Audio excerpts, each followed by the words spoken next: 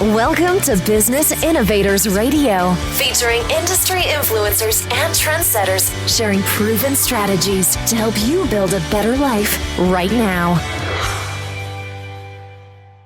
Hello and welcome to this episode of our show. This is your host, Keith Doherty. Today our special guest is top real estate agent Dirk Brill of Elan Pinnell Realtors based out of Palo Alto, California. Dirk's success in the Mid-Peninsula real estate market is no secret. Born and raised in Palo Alto with family roots dating to the 1920s in the city, he is the product of the Palo Alto school system and Menlo School of Business Administration. His skills, expertise, and reputation have resulted in a ranking as the top producing agent in the Palo Alto office and among the top agents in the United States.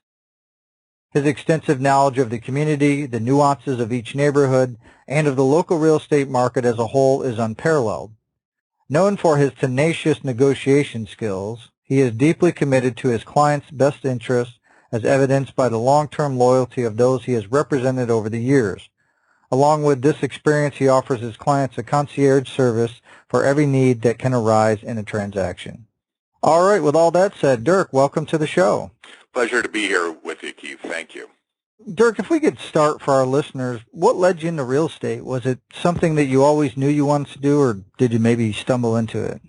Well, I think it's a little bit of both. I'd always had an interest in homes, and my family had a commercial real estate background, and I had a couple brothers who were in commercial development. But it really started for me when we were searching for our last home in the late 90s, and I was working with my brother who is a commercial agent, and he was sort of helping me along in the process, and it was a long process. It took about a year to find the right house, and my wife and I went out every weekend looking at houses and finally prevailed after a number of attempts. And during the process, I just came to the realization that this was something that, number one, I really liked, and number two, I thought I could be good at. So that's how it started for me. Excellent. And can you talk a little bit about what personal attributes, traits, or qualities you think have most contributed to the success that you've had in real estate? Well, there's a couple of things. Number one, I think in real estate, as in any career that's sales-oriented, you have to be a people person. You have to be an extrovert and be comfortable in that environment. And number two, I think you have to be a good judge of character. There's a lot of things in this business that can lead you astray, and I think you have to be keen in evaluation of potential clients and human nature as a whole. Excellent. And do you think you could give our listeners an example of when these traits have played a role in your path towards success? Well, the way that we generate clientele is by personal interaction, and one of the things that has made me very successful is an ability to generate referral business from the clients that I've worked with over the years, having them refer me to their friends and acquaintances and relatives and so forth, and that's just a constant process from there. So I think that having good social skills and people skills is extremely important. And obviously, Dirk, when people build success in anything, that it doesn't always come with a smooth path and no issues along the way. So can you talk about maybe some of the adversities or trials that you had to overcome in order to achieve your goals? I think that one of the most important qualities in a successful realtor or a career person is stick-to-itiveness and the ability to be a self-starter and not quit. And I think that's what's really helped me along this path is a constant focus on moving forward and keeping the momentum going. And if you can do that, you'll be successful. Excellent. And as you hit trials or adversities, as these things come up, what keeps you going despite running into obstacles? Why don't you give up what your driving force? I really have a belief in abundance in business, and what keeps me going is there are always adversities along the way, but there are always new clients and new opportunities. And I think if you focus on the positive and on the future, that really helps in overcoming small obstacles and bumps in the road that you might come across on a daily basis.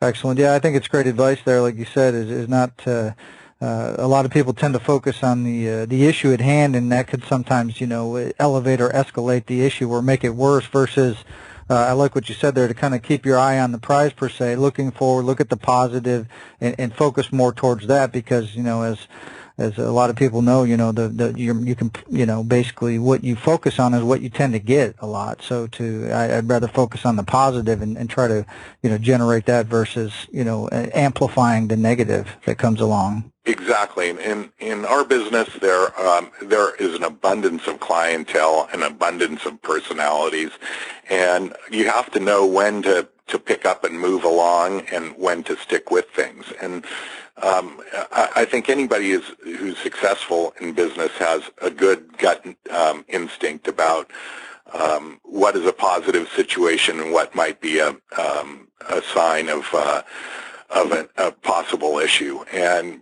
being in tune to that gut instinct is really what has helped me with my success. And Dirk, I guess kind of looking forward, what is your vision for your career and your business over the next 5 years?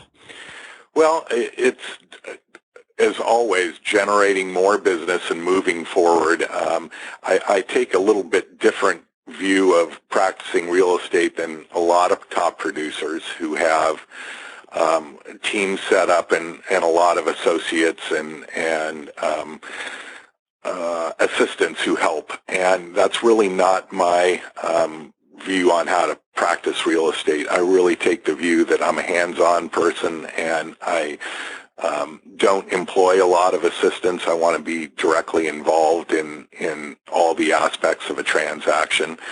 So looking to the future, it's just a way to try to streamline that process, be able to manage the business that I can and bring in the new business that's out there to be brought in, and balancing the two. Excellent. And kind of on top of that, what do you feel is the best way that you market yourself as a real estate professional so that you can have continual growth? The way I really market myself is being a long-term resident in the community and having a good grasp of all the nuances within our community. I was born and raised in Palo Alto, California, and I practice in the Mid-Peninsula area and have for my career. And so I've got long-term relationships with agents and principals and the residents in the community. I think that's how I really market myself, as somebody who is homegrown and been here all their lives. And I think that gives me a leg up on the competition. Excellent. And Dirk, I think sometimes when people look at real estate agents, there's a lot of misconceptions or myths. They don't. I don't think they always fully understand exactly everything that you do and all the things that you bring to the table. So can you talk a little bit about what you think the biggest misconception or myth that people have about working with a real estate agent? I think along that line, the thought or the myth that everybody is pretty much an equal player in this profession, which really isn't the case. You see a lot of agents out there who their business model is basically discounting, and as well as a lot of corporations as well. And so I think the misconception in the marketplace can be that it makes sense for me to use one of these agents or outfits because I can save myself a little bit of money.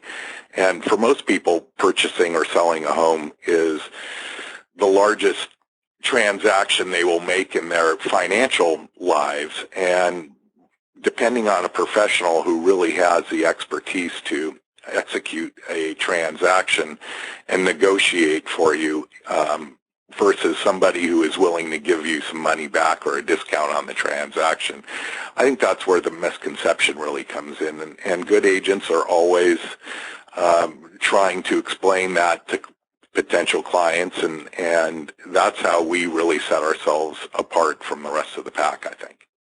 Excellent. And let's say you get a call from a family member or a friend in another state, and they want to sell their home. Now, obviously, with your experience and with your network, you could potentially do a referral or look up an agent for them. But from a general advice standpoint, what would you tell them about selecting an agent that could best serve their needs? I would focus on somebody who has strong expertise in that particular neighborhood or marketplace. I think that's the most important thing. Real estate is a very personal profession when it comes to buyers and sellers, and for that period that you're going to be working with an agent, it's extremely important to be to mesh personality-wise, and as well as finding the right person and the right expertise for the job. So it's an interview process, and I think the best way to start that is look who's selling in the neighborhoods and look who seems to be doing a good job and